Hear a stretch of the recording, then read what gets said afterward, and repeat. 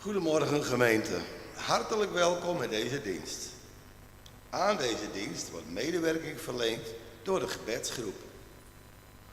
De bloemen uit de kerk gaan als felicitatie naar Liewe en Anneke Bos, Dijkstra. Zij vierden 18 mei hun 50-jarig huwelijk. De liederen worden vandaag door een gelegenheidskoor gezongen.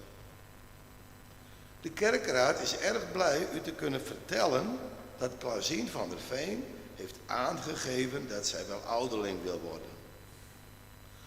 Alle andere kerkraadsleden hebben hun ambtstermijn met een jaar verlengd. De bevestiging zal plaatsvinden op zondag 13 juni. De collecten zijn bij de uitgang. De diaconiecollecte is bestemd voor Open Doors. De tweede collecte is bestemd voor de kerk. Onze organist vandaag is Otto Roelofsen. Lector is Hans van der Veen. Onze voorganger is dominee Titie Hipma en het intochtslied is Psalm 65 vers 1 en 2. We luisteren hiernaar indien mogelijk staande. Dan wensen wij u een gezegende dienst.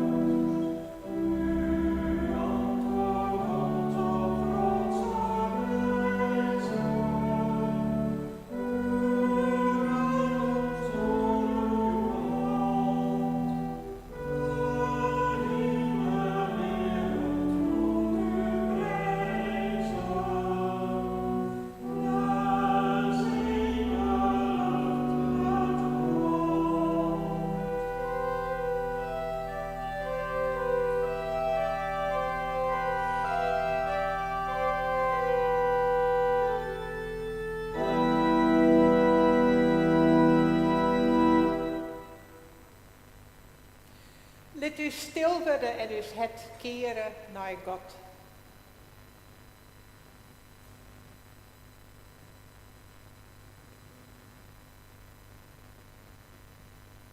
Wij mogen elkaar bemoedigen, omdat u help is in de namen van de Eeuwige, die hemel en aarde maken had, die trouw bloot en in eeuwigheid en net losliet het werk van zijn hand.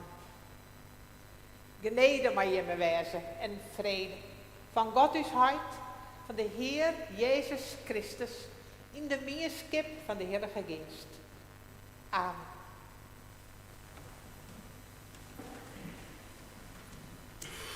Gemeente, fijn dat we hier bij elkaar zijn kunnen op deze eerste snijn naar Pinkster. Ik de snijn van de drie eenheid neemt. Van de Heid, de Zoon en de Heilige Geest. Een feestdag.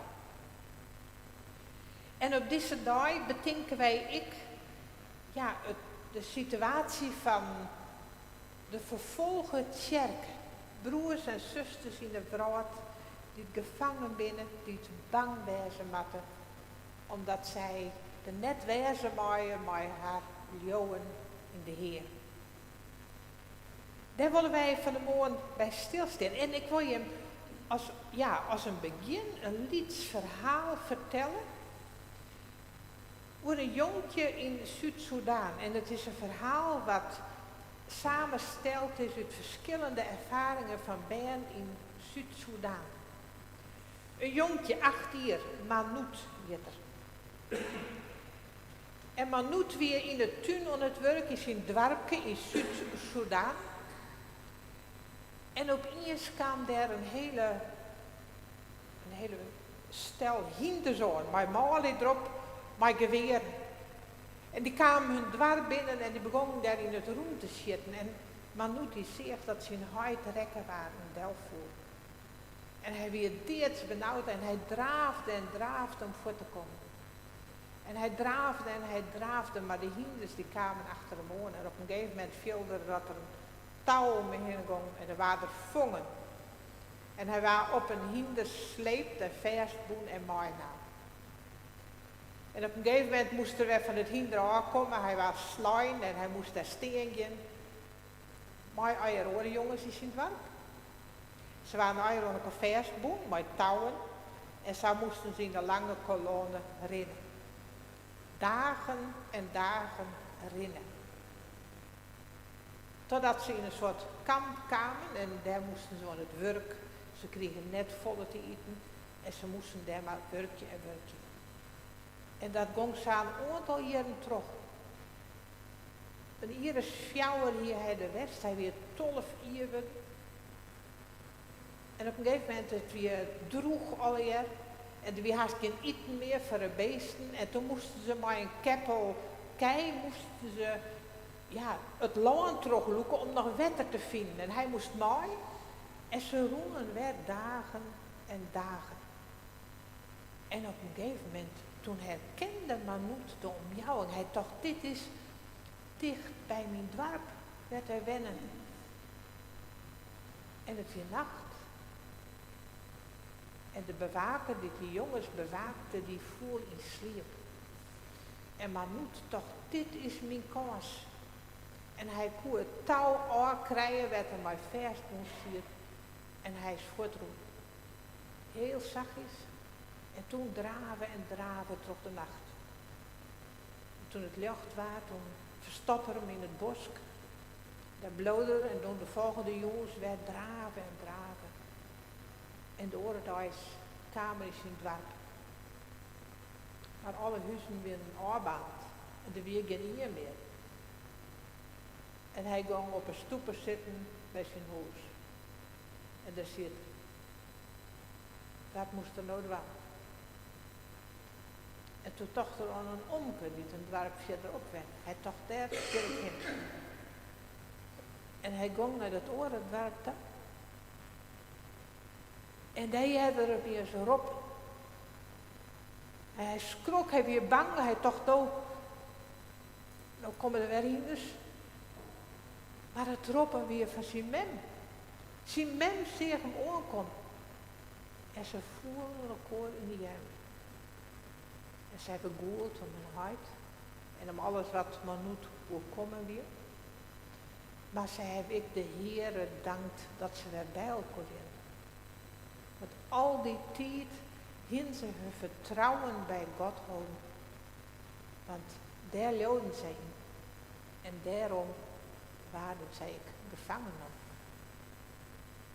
Dat is het verhaal van Manout. Een jongetje, samen ergens in Zuid-Soedan. Een van de bijen en de grote meesten die het te lijden hebben onder het geweld in deze wereld en onder vervolging. En Joet, bidden doe je samen is het thema. Joet, bidden wij met elkaar.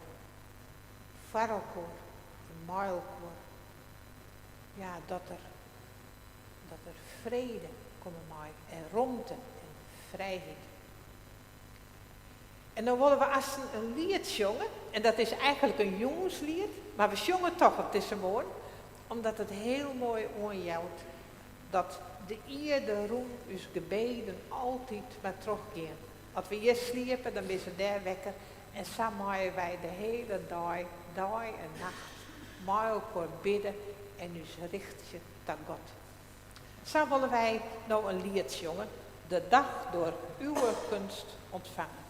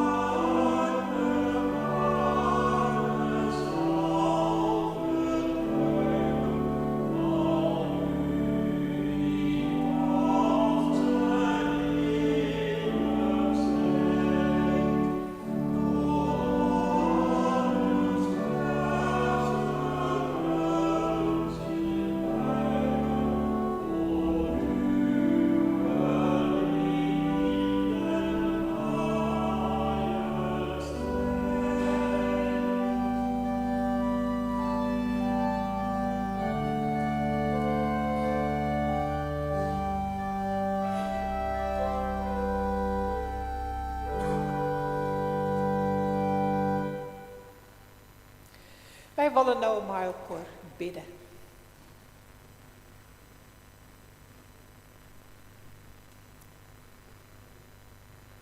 Dank u wel, Heer, dat wij hier van de morgen weer bij elkaar wezen mogen.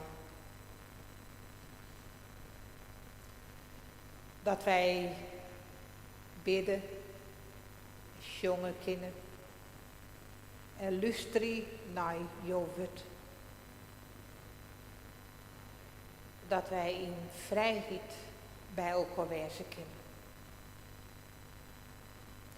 En zo denken wij aan alle broers en zusters die net in vrijheid bij elkaar wezen kunnen.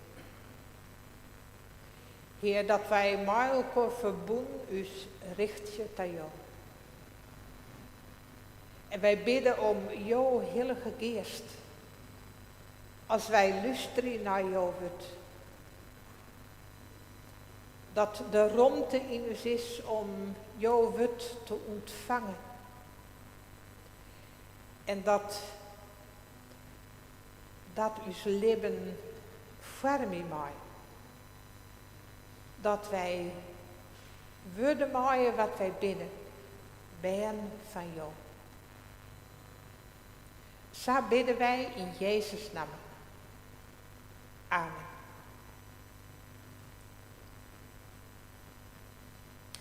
Voordat wij nou uit de Bijbel lezen gaan, willen wij eerst nog zien naar een filmpje van een pastor, een dominee, die haat in de Libanon. We hopen dat dat op het scherm komt op.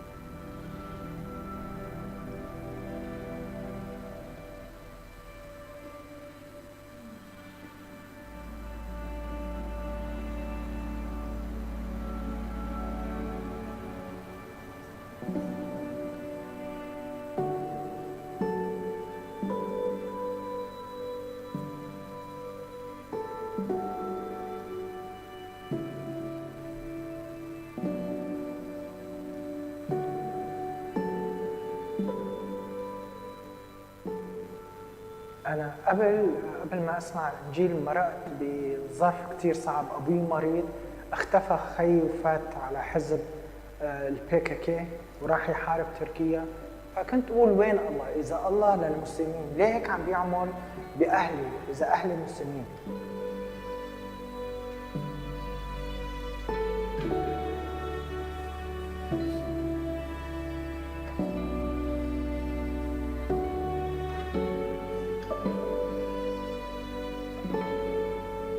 بقلب السجن يعني وقتها لما فقت حسيت اني مولود جديد. من بعدها بلشت قصص المسيح يقول لي ايات بقلب الانجيل انه انا هو الطريق والحق والحياه، ويقول لي ايات من الانجيل ويشرح لي اياهم، يعني مثل رؤيه، اشوف رؤيه اقول معقوله انه انا عم بتعلم الانجيل بقلب السجن؟ ما كان لا في انجيل ولا شيء. بعرف انه من وقتها الرب بلش يشتغل على حياتي ويقول لي انه انت رح تروح لاماكن كثيره بالعالم وتخبر عن شعبك، وكثير مرات اقول انه انا رح اوقف، انا ما بعرف، ما عندي شهادات، مالي متعلم، كيف انا رح اكون؟ فكان الرب عم بيقول لي برؤى انه انت في اماكن كثيره رح تروح وتشهد عني لكثيرين من الناس واحكي عن شعبك الكردي.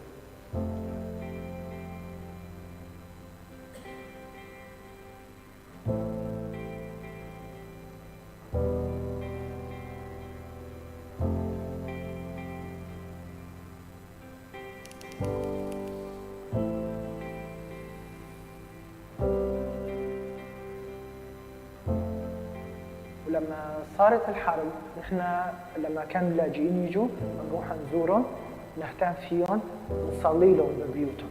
فلما كانوا يشوفوا انه في حدا بيحبهم ويحتضنهم ويفكر باولادهم ويفكر فيهم، كانوا يقولوا ليش هيك عم تعملوا؟ لا احزابنا ولا دياناتنا القديمه هيك عملوا معنا، انتم غريبين، ليش هيك عم تعملوا؟ انه دائما بيطلعوا على السوريين انه لاجئين وجايين بس بياخذوا. هالمره كنا نحن عم نعطي، عم نروح نقول نحن الكنيسه الكرديه لاجئين بلبنان بس حابين نوقف جنبكم.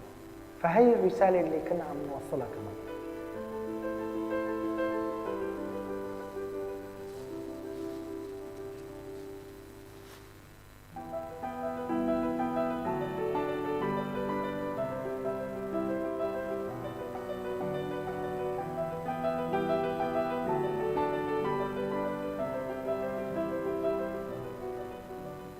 بتذكر مرة رحت على بيت دقيت قلت له بدي اقول لكم شغلة، انه بيوت اللي بالسماء اللي يسوع عدى لنا ما حدا رح يحتلها وما حدا رح يدمرها. فطلع فيني زلمة هيك قال ابونا فيك تصلي للبيت؟ صلينا فهذا الشيء اللي كان جواتنا انه نواسي، انه نشجع، انه نوقف حدهم، نحن كمان تعلمنا مثلكم.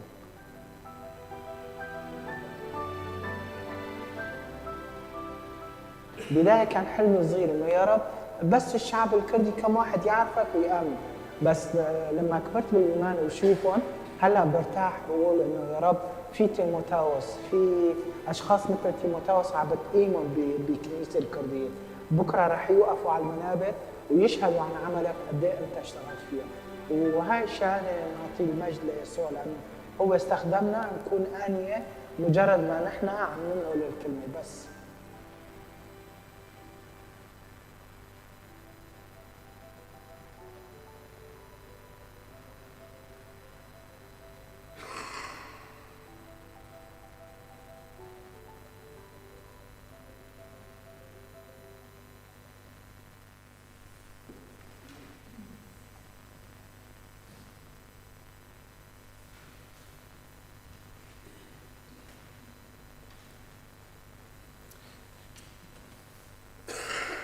Wij willen nou hier naar de schriftlezingen van deze morgen.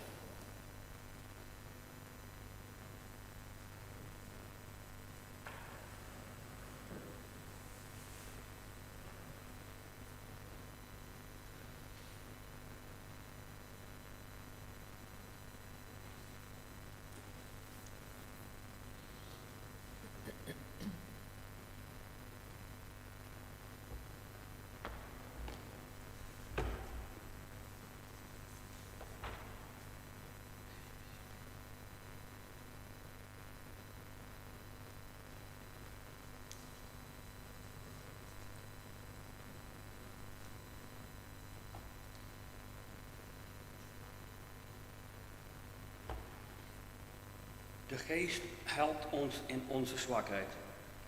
Wij weten immers niet wat we in ons gebed tegen God moeten zeggen. Maar de geest zelf pleit voor ons met woordloze zuchten. God die ons doorgrondt, weet wat de geest wil zeggen. Hij weet dat de geest volgens zijn wil pleiten voor hen allen die hem toebehoren. En wij weten dat voor wie God liefhebben, voor wie volgens zijn voornemen geroepen zijn, alles bijdraagt aan het goede.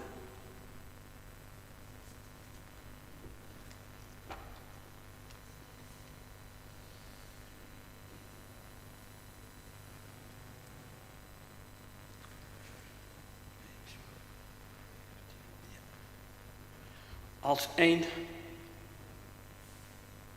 van je broeders of zusters tegen je zegt, moet je die daar onder 4 ogen aanspreken. Als ze luisteren, dan heb je ze voor de gemeente behouden. Luisteren ze niet, neem dan 1 of 2 anderen mee, zodat de zaak zijn beslag krijgt dankzij de verklaring van tenminste 2 getuigen.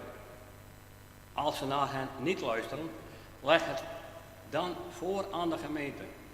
Weigeren ze ook naar de gemeente te luisteren, behandel hen dan zoals je een heiden of een tollenaar behandelt. Ik verzeker jullie, al wat jullie op aarde bindend verklaren, zal ook in de hemel bindend zijn. En al wat jullie op aarde ontbinden, zal ook in de hemel ontbonden zijn.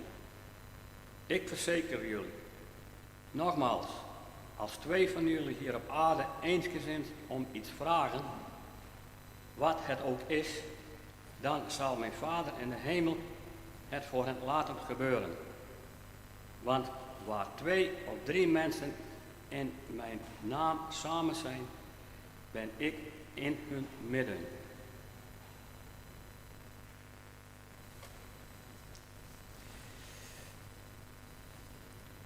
Vorige week, toen zongen wij als Einlied jongen, gezang 674, Geest van je boppen.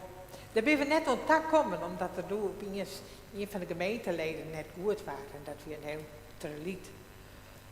Gelukkig gaat het goed met de familie Skaafsma uit Hitsen. Dat is fijn om je even te vertellen. En dus daar ben we blij mee dat het goed oorlog is. En we zijn, het is ik heel mooi om nou dat lied te zongen. We hebben het niet voor de geest en ja, dat de geest in ons werkt en in verbinding brengt met ja, hoe God graag ons leven zocht. En nu willen wij dat lied zongen van de geest.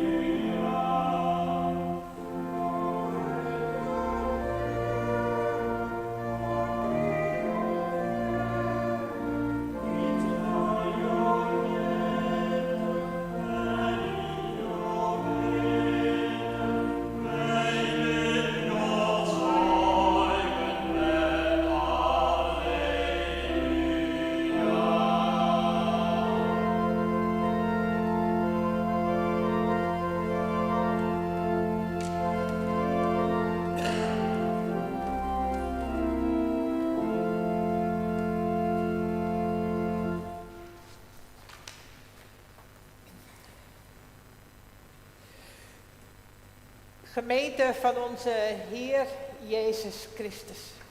Van de week waren wij bij elkaar om deze dienst voor te bereiden. En toen hebben we gesproken over dat thema, bidden doe je samen. En dat is kostbaar om zo met elkaar te spreken. Over ons geloven, over ons bidden. En we zeiden, ja, bidden doen we samen, maar is alleen bidden dan niet goed? En we dachten, ja, dat is zeker goed. Want daar staat natuurlijk ook in het evangelie, als je bidt, ga dan niet op de hoeken van de straten staan, maar ga in je binnenkamer. En bid in het verborgene. En God weet wat er in het verborgene is. Dus het is heel goed om ook alleen te bidden. Ieder in onze binnenkamer. Maar hier staat het weer in een andere context, het samen.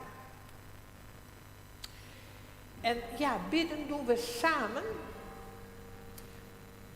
in het materiaal voor de voorbereiding voor deze zondag werd een voorbeeld genomen. Een vader met 3 kleine meisjes, zo een babytje en eentje van 3 en een van 6 zo ongeveer, 3 meisjes. Het babytje sliep al, het kleine zusje van 3 lag ook al in bed, sliep misschien wel en het oudste meisje van 6 moest naar bed. En vader zei, nou moet je naar bed hoor. Ah, nog even papa, nog even. Nee, nou moet je naar bed. Ga maar naar boven, maak je zusje niet wakker. Ga lekker slapen, dan kom ik je straks wel trusten zeggen. Ah, nog even papa. Nee, je gaat nu lekker slapen. Dus het meisje naar boven toe. Maar, even later, ging de deur weer open. Papa zat nog even te lezen voordat hij wel trusten zou gaan zeggen.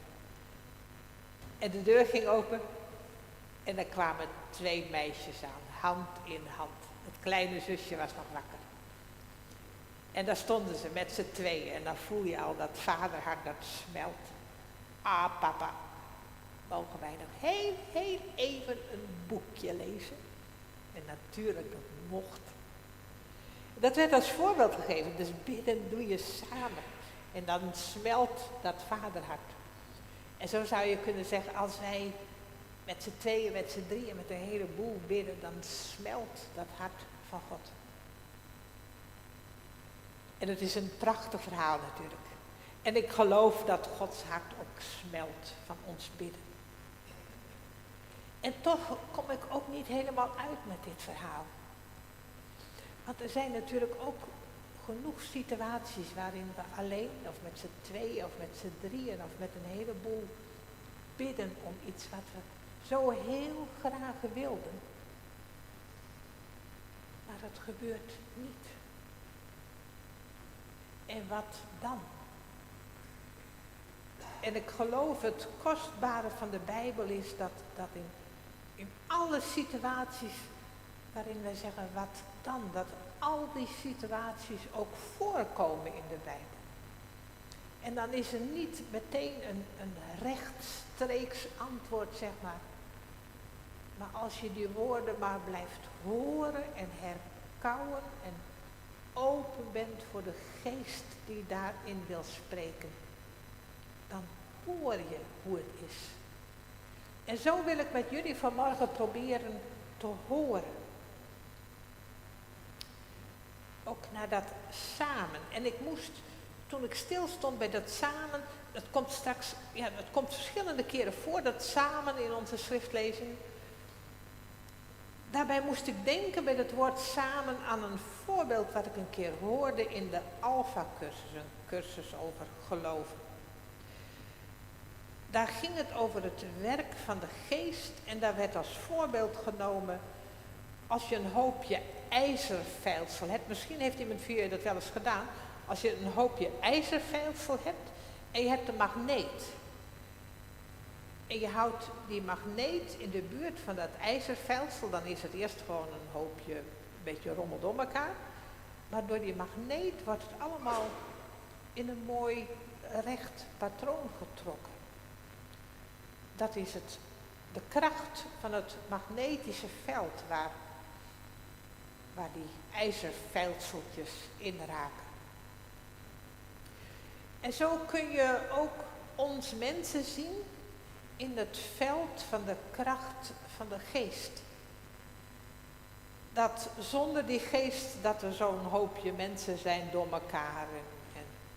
Maar in het krachtenveld van de geest worden we allemaal in een orde gebracht, zeg maar, in een patroon gebracht, gericht op God. En dan komt in die lezing uit Romeinen 8 een heel bijzonder stukje. Heel Romeinen 8 is bijzonder, hè. In Romeinen 8 wordt gezegd van dat wij niet meer slaven zijn van de wet. Van dat we het goede proberen te doen en het lukt niet en nog een enzovoort. We zijn geen slaven meer van de wet, maar we zijn kinderen van God. Door de Heilige Geest. De Geest van God getuigt met onze geest dat wij kinderen van God zijn. Vrij, geen slaven meer.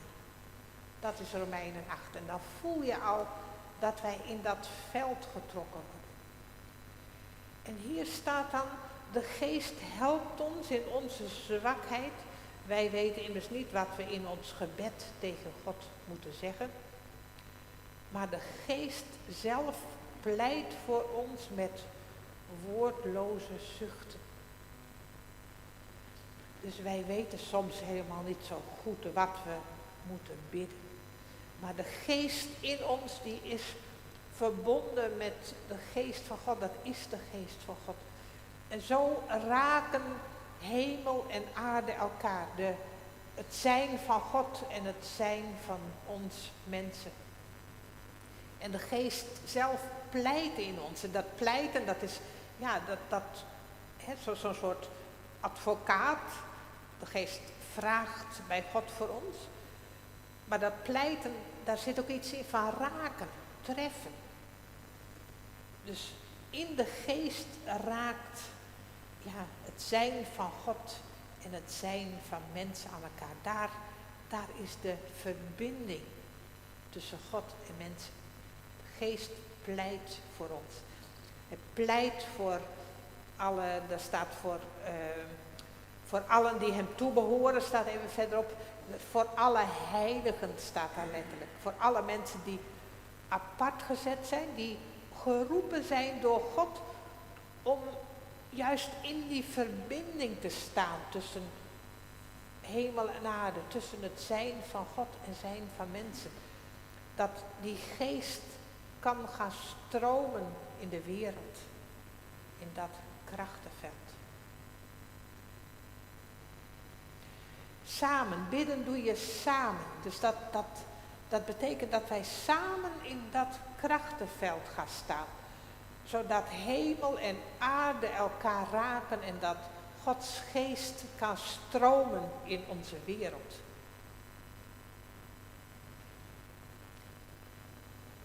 En van de week hadden we het er ook even over in ons gesprek. Er schoot me te binnen. Ik heb een keer gehoord, en dat vind ik eigenlijk een hele mooie uitdrukking. Dat bidden niet zozeer is dat wij vragen dat God doet wat wij graag willen. Dus we gaan niet vragen, God doe alsjeblieft wat wij willen. Maar dat bidden is dat wij vragen dat wij mogen doen wat God wil. Dus dat wij in ons bidden ons gaan richten, dan voel je weer dat krachtenveld van de geest. Dat in ons bidden wij ons gaan richten op wat God wil. En dat wij gaan vragen dat wij mogen doen wat God wil. En zo kan God onze wereld raken. Door ons heen, door die geest in ons heen. Bidden doen we samen. En zo mogen we dus samen in dat krachtenveld van de geest staan.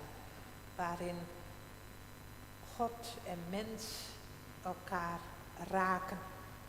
Waar de geest werkzaam kan zijn in deze wereld. En dan wil ik nog een keer kijken naar, een paar keer staat dat samen in onze schriftlezing. Om te beginnen bij het gedeelte uit Mattheüs. Het samen zit er al in dat, er zijn conflicten. Dat is de dagelijkse praktijk van ons leven. En ook in die conflicten kan het goed zijn om samen te zijn als getuigen. En daarin staat ook dus dat het ertoe doet wat wij doen.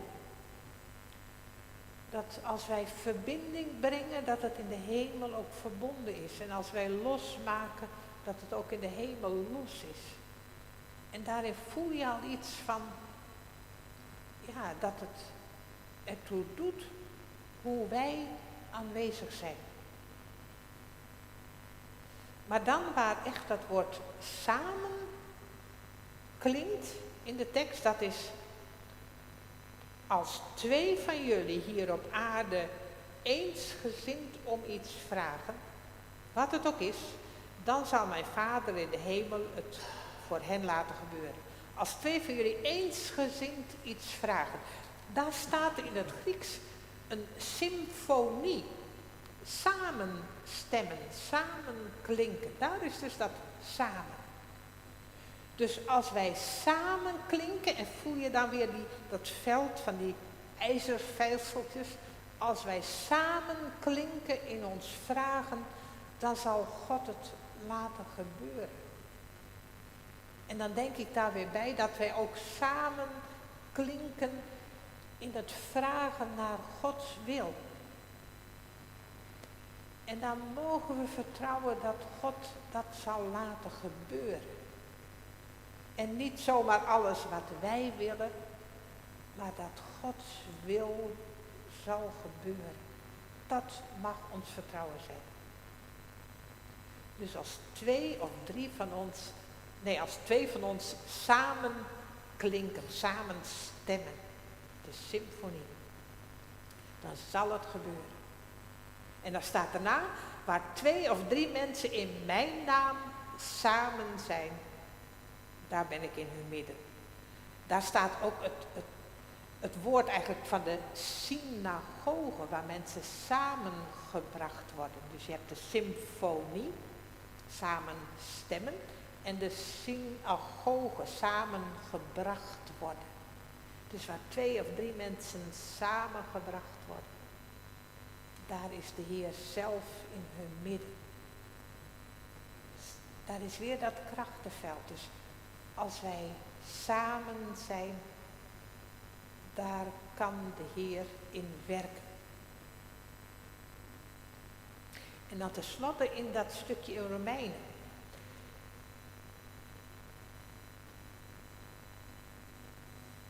Daar staat,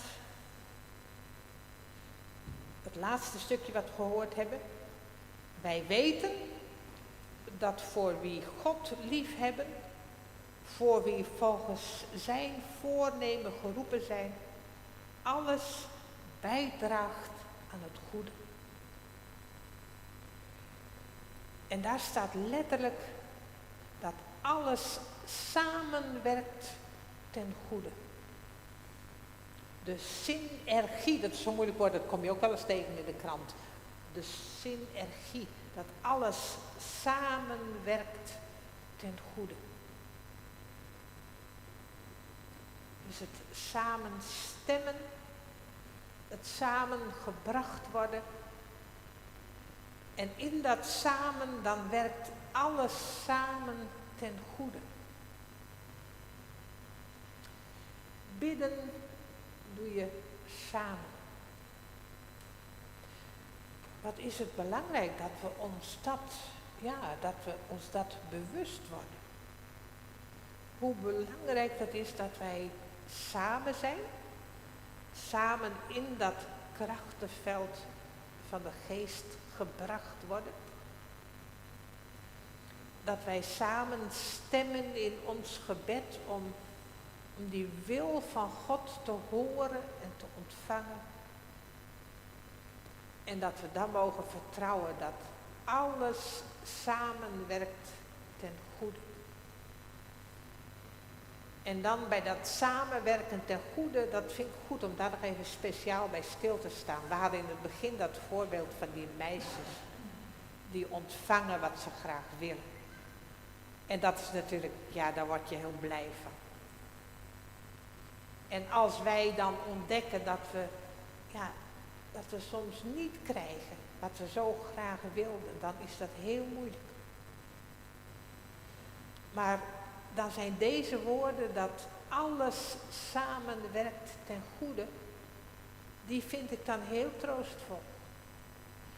Dat hoe ons leven ook is, met alle lichte en donkere kanten, dat wij er in de grond op mogen vertrouwen dat echt alles samenwerkt ten goede.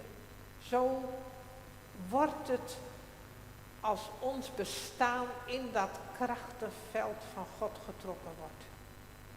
En daar mogen wij op vertrouwen. Daar mag die kleine Manoet in Zuid-Soedan op vertrouwen. daar mag dominee Nihat in Libanon op vertrouwen. De mensen die gevangen zitten in kampen in Noord-Korea. En alle mensen hier met onze vragen, met onze vreugde, mogen wij erop vertrouwen dat in Gods licht alles samenwerkt ten goede. Amen.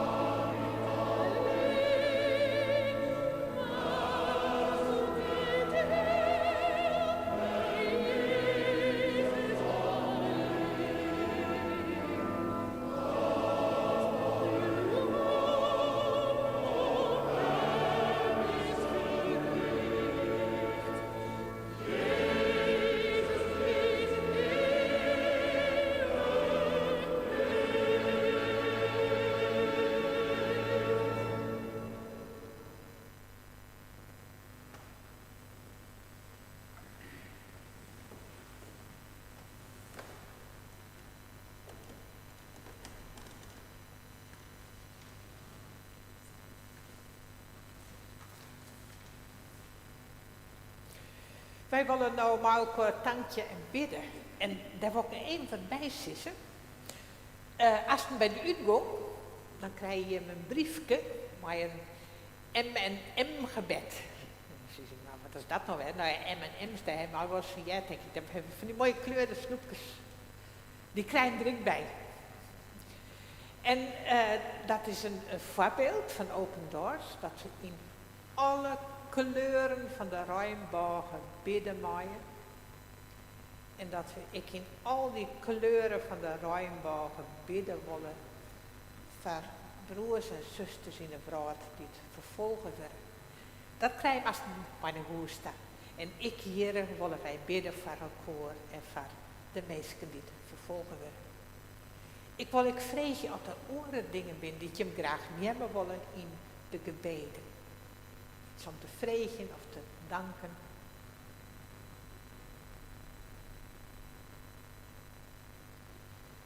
Zullen we dan danken en bidden.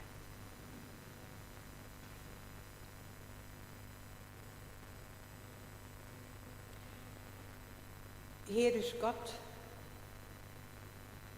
wij danken jou voor mensen als dominee Nihaat in Libanon. Voor alle mensen die het daar leeuwen bracht worden, daar vertrouwen. Dat jou de schepper binnen van ons besteedt. En dat jou alles mooi wordt je ten goede. Wij bidden hier voor de mensen in Libanon. Na die enorme explosie die het vorig jaar daar in de haven van Beirut West had. Die het zoveel skeer gebracht hebben. En er binnen zoveel vluchtelingen in het land. Dat de situatie heel moeilijk is. En zo bidden wij voor alle mensen daar. En wij bidden ik hier dat de kerken daar in Libanon sterker worden maaien. Om het evangelie te brengen bij landgenoten en bij vluchtelingen die daar binnenkomen.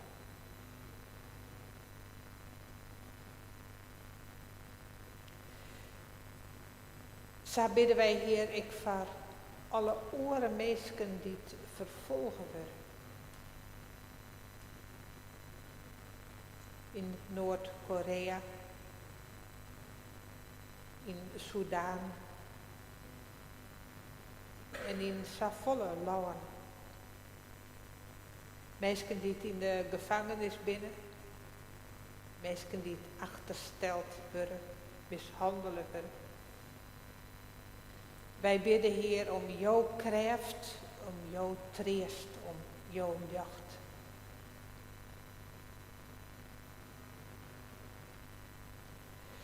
Wij bidden Heer, ik voor de mensen die het oren vervolgen. Om alle haat die er is. En wij bidden Heer dat hudde hetten zacht worden maaien.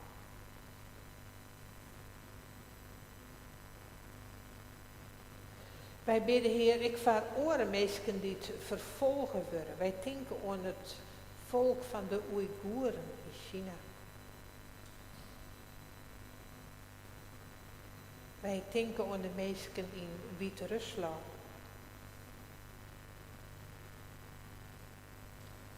En wij bidden Heer om vrijheid, om wijsheid en liefde.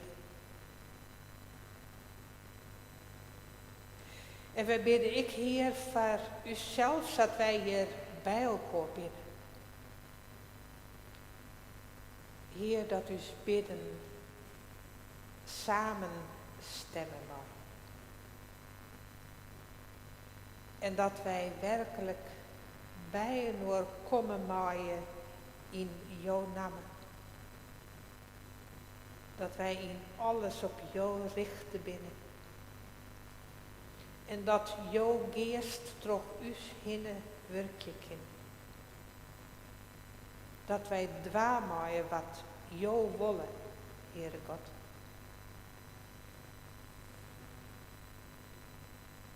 Zo bidden wij voor elkaar en voor alle mensen om ons heen. Voor mensen die alleenig zijn. Voor mensen die ziek zijn. Voor mensen die geen werk hebben. Geen geld om van te leven. Wij bidden, Heer, om dat wij de voor elkaar wijzen zullen. En wij willen jou ook danken voor alle zegeningen die ons bestaan. Van alles dat we warm van worden. Dat we jouw liefde invullen en de liefde voor elkaar.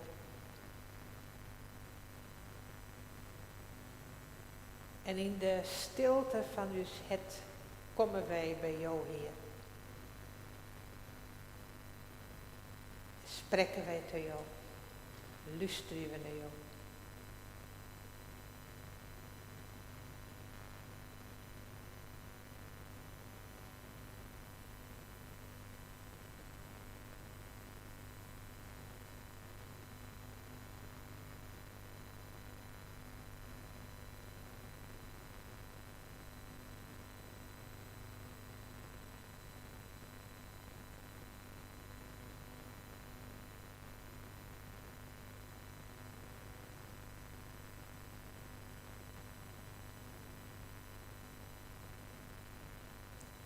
En Marco willen wij de woorden bidden die Jezus u zoen het.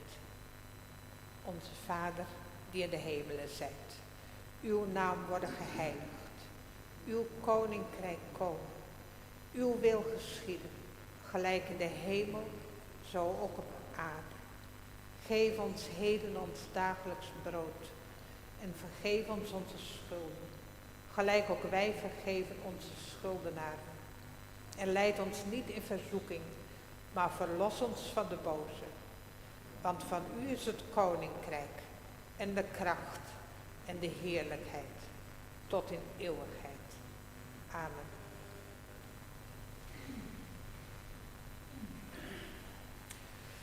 De collecte zal straks bij de uitgang wezen. De eerste collecte is denk ik als in de drielangs toen, maar in elk geval is de eerste collecte van de diaconie bestemd voor Open Doors Youth. En de tweede collecte die is bestemd voor de kerken. En dan willen wij nou eens een lied zongen. Je mag er wel even bij zitten blijven. Het is een heel mooi lied, dus we gewoon alle 5 coupletten klinken litten. We zongen de eerste, tweede, 5e couplet, de tweede en vierde, dat zie ik ertussen.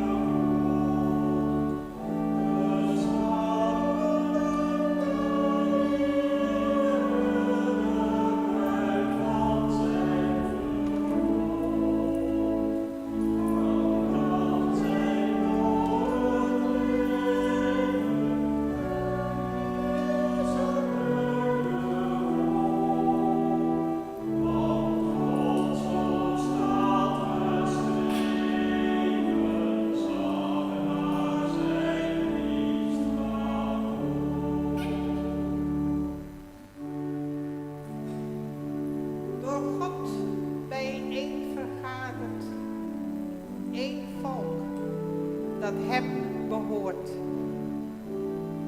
Als kinderen van één vader, één doop, één geest, één woord. Zo offert allerwege de kerk u lof en prijs. Eén naam is aller zegen. Eén brood is aller spijs.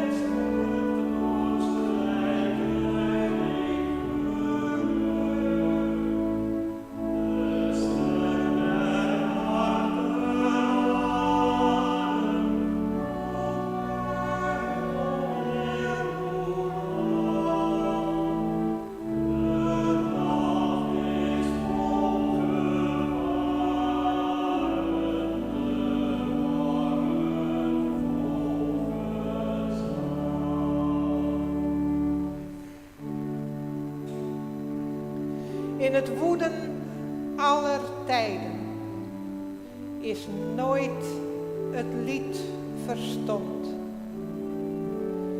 Gods hoede zal ons leiden. De volle vrede komt. Geloven wordt aanschouwen. Als uit de hemel daalt de bruid, de hoge vrouwen, de kerk die zegen draagt.